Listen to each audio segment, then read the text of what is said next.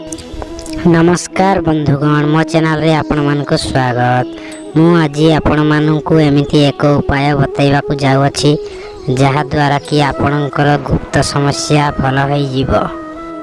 उपायटी हला प्रत्येक दिन सकाळु खाली पटरे गोटे लेखा रसुण खांतु।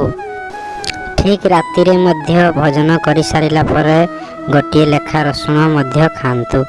आउ एक उपाय कहूँ ध्यान सहित शुणु। तो उपायटी है प्रत्येक दिन आपण भात खाई सारिला परे गोटे लेखा लवंग आपण को खाइबा पड़ो। आपण धातुर क्वालिटी को यह बढ़ाई था। आपण माने यही प्रयोग विधि को 3 मास पर्यंत कंटिन्यू व्यवहार करंतु। गोटे सप्ताह आपण मानक जना पड़ बॉडी रे असर किपरि होछि। आपण को जो व्यक्ति माने जो भाई माने निजर पार्टनर को खुशी दे पारुनाहंती यह प्रयोग कला परे निहाती से माने निजर पार्टनर को खुशी दे पारिबे। वीडियोटी जदि भल लगी थाए लाइक सब्सक्राइब एवं शेयर करंतु।